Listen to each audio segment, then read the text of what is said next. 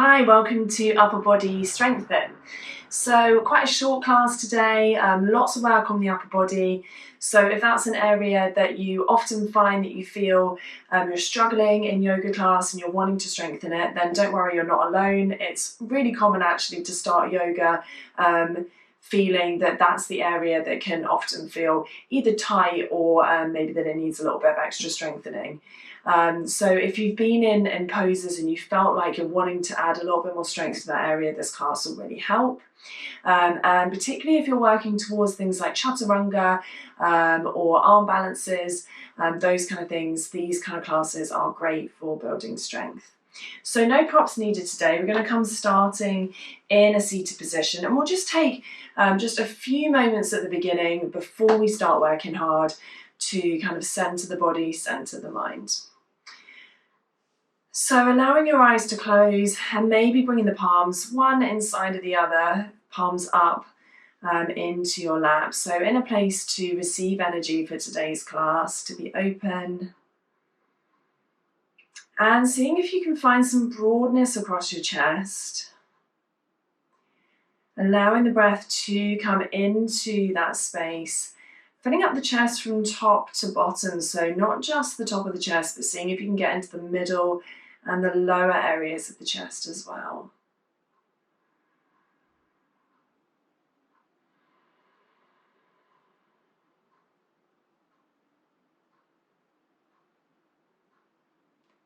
Drawing your attention slowly inward as you focus on what it feels like to breathe in and out, what is going on in your body today.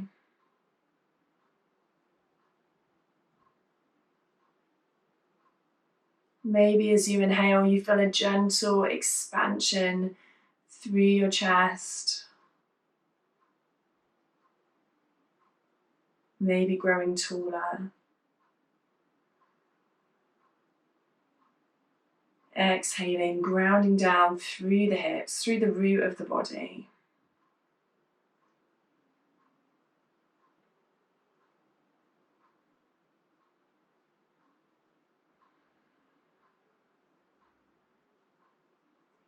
Taking a couple more breaths here at the start of class today.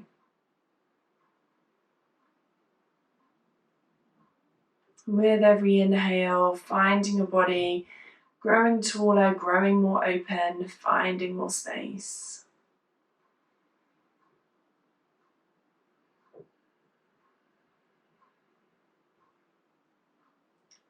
Allowing the front of the body to be just as open as the back of the body.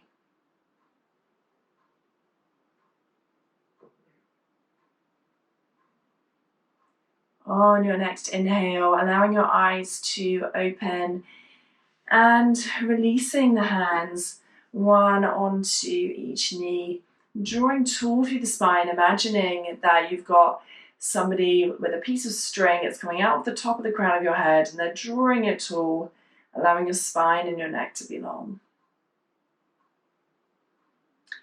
Inhaling, allowing your arms to rise up in front, palms facing forward.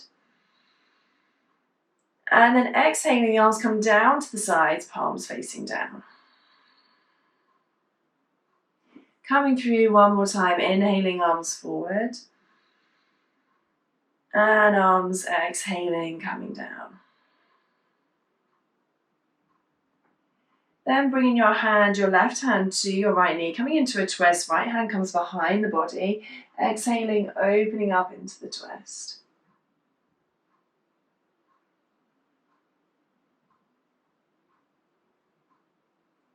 Inhaling, coming back to center.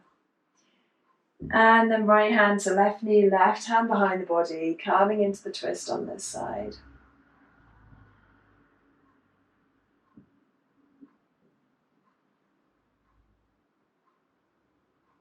And inhaling back to center. We'll come back through those circles. Inhaling, arms come forward, opening up. And then exhale, arms down. Inhaling, arms forward. And exhaling to come down. And then taking some circles with the wrists, a couple of times one way, a couple of times the other way. So just getting the body warmed up and ready for practice. And then finding your way onto your hands and your knees. We're going to start off by taking some cat-cows with knee hovers optional as well. So if you've done those before, you'll know what I'm talking about. If not, I will guide you through. So finding your knees comfortably under your hips, your hands nice and broadly open underneath your shoulders. And starting by noticing the places that ground you down first of all before we take our cat and cows today. So checking your wrist creases are parallel with the front of the mat, that the palms are spread nicely open, that you're grounding down through the knuckles of the 10 fingers.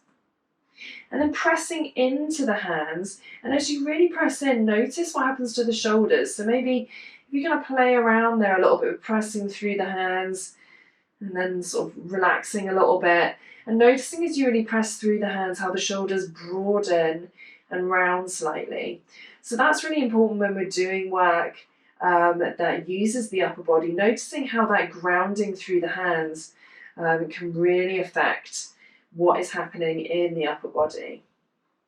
So maybe taking a couple of breaths before we begin our cat-cows to press through the hands, broaden the shoulders, and then relaxing slightly as the shoulder blades draw in together. So practicing the shoulder blades drawing apart and together. And noticing how as the shoulders broaden and round, how there's a real feeling of support that comes through the upper body.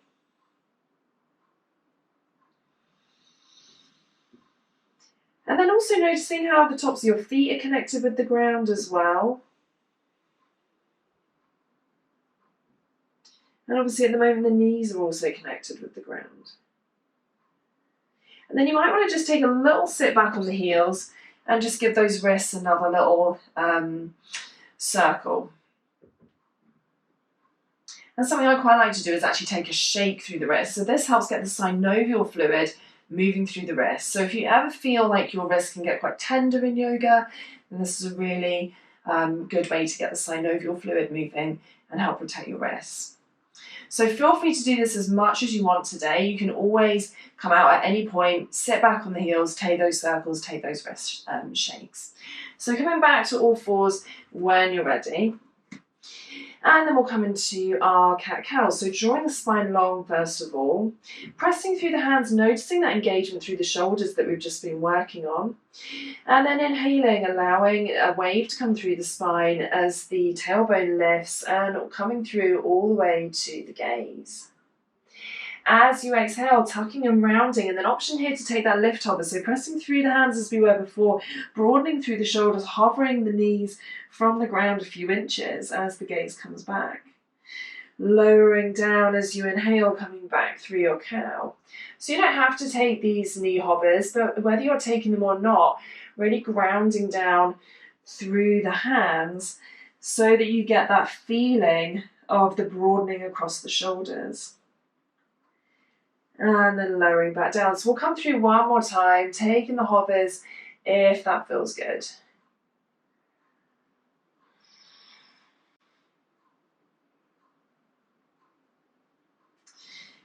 And finding your way back to center. When you're ready, stepping the left foot, then the right foot back into plank.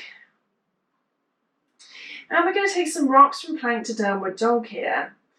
So exhaling into your downward facing dog. You can enjoy a little rest here for one moment.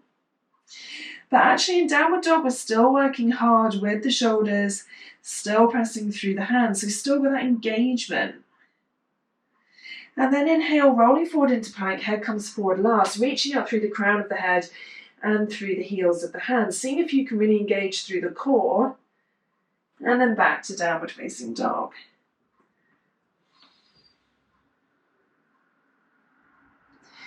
So we'll come through this twice more. Inhaling, rolling forward into your plank. Gaze down in between the hands, strong through the body. Exhaling into downward facing dog. In downward facing dog, option to Lift the right foot back and up, lifting from the inner thigh, and taking a moment here to notice what happens with the body. Can you still press down evenly with both hands?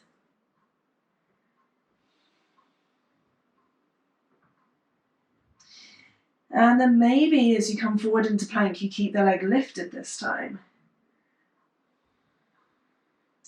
So coming into a kind of a one-legged plank. And then back up into your downward facing dog. Bringing that right foot down. We'll do the same with the left if you choose. Left leg comes up and back. Lifting through the inner thigh, reaching with the ball of the foot. And then if you choose to, you can come forward into your one-leg plank. So a little bit more engagement through the body here in a one-leg plank.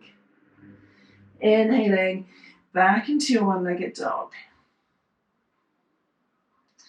And then bringing the foot back down.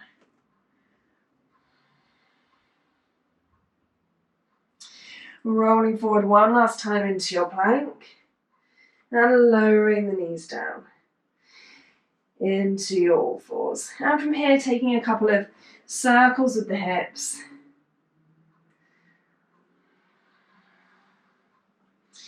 And maybe you want to take that sit back on the heels and take the circles with the wrist too.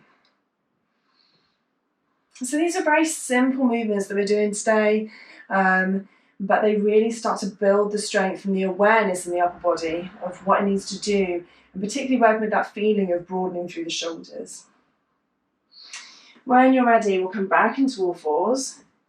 And this time we're going to come down onto forearms. So if you can, bring the forearms down underneath the shoulders and shoulder width apart. So the best way to check their shoulder width apart is to bring the hands into the elbows. And if they fit comfortably there, then you can open them out in front. So seeing if you can get the forearms to be straight in front. If, like me, your hands are going over the mat, you might need to come back a little further. There we go. And then we'll do the same kind of idea here. So this time, instead of pressing down through the hands, it's pressing down through the whole forearm. And as you press down, noticing what happens with the upper body. So having a little play at that with some presses and releases. Shoulder blades drawing apart, shoulder blades drawing together.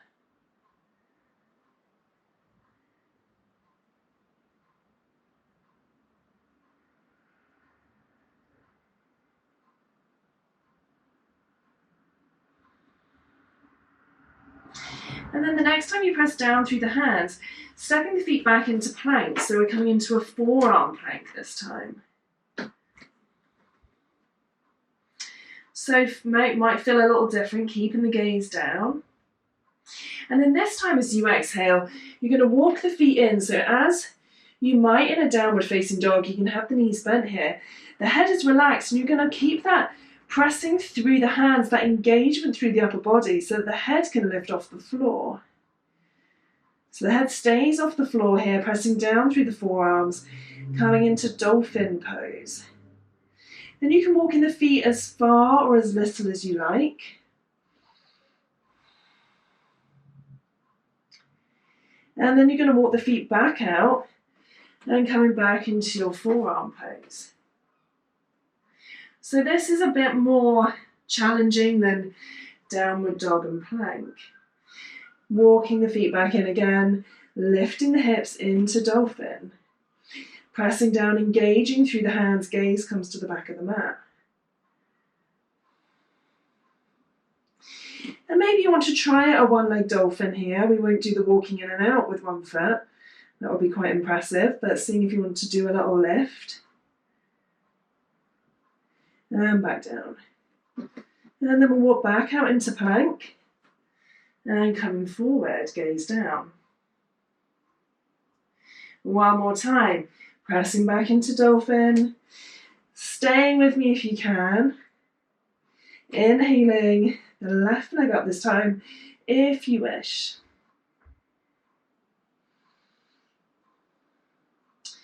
And bringing the left foot back down. Walking the feet back into your forearm plank.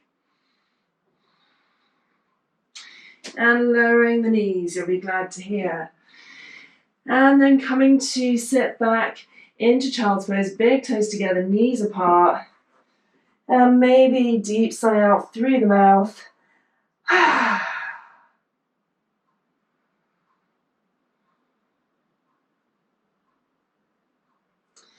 When you're ready, inhale, rising back up onto all fours. And then coming to sit on your heels in a kneeling position.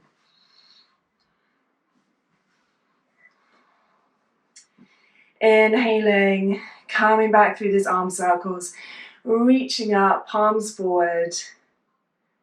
And then this time exhale, cactus arms, lion's breath.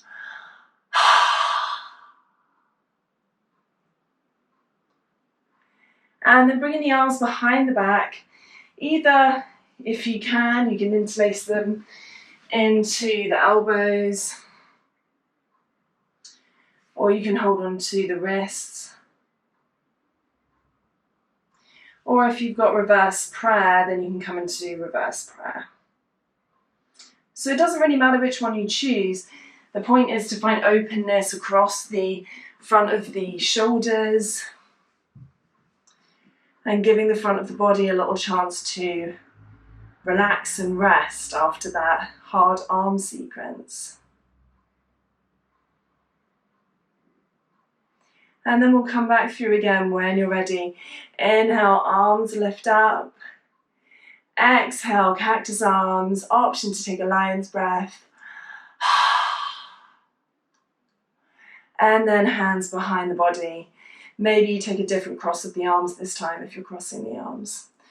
Opening up and broadening through your chest.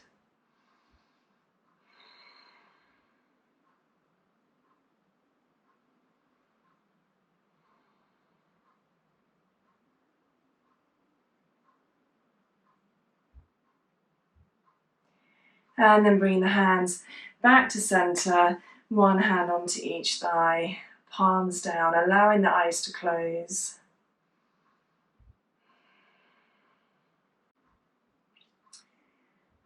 So finishing off today's short class, checking in with how your body's feeling, how did that feel to do all of that? Maybe that felt incredibly challenging, maybe it felt okay. There's no right or wrong, it doesn't matter if that felt really tough today. So this is all about building strength. And sometimes the simplest of these poses can be really, really good in helping the body to do that.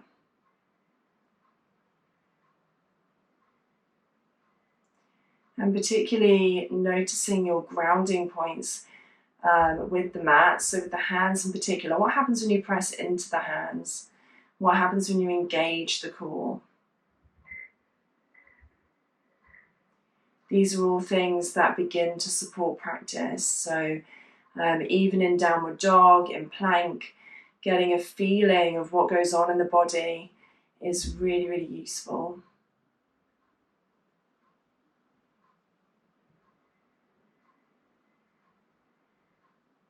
And obviously, as well as working into the shoulders, into the arms, all of these poses we did today also engage the core, the abdominals. That's the area of support for the body. So every time that we're in something like plank, in order to keep the body in a long line, the core has to engage really, really well.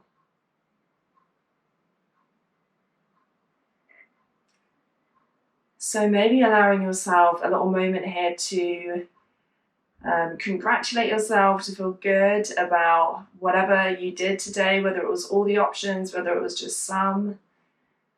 It can be really tough to do upper body only classes. And you can come back to this class at any time if you want to repeat it, it's there for you.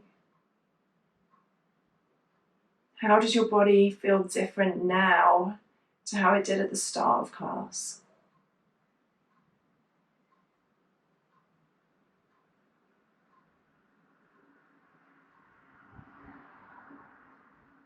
Taking a moment to send your breath into that open space at the front of your chest that you've just created after class today.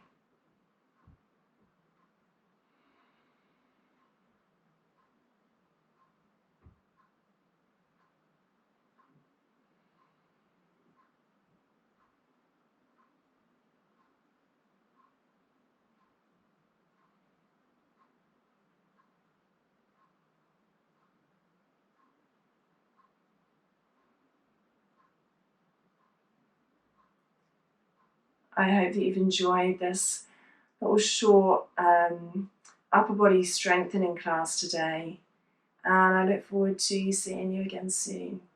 Namaste.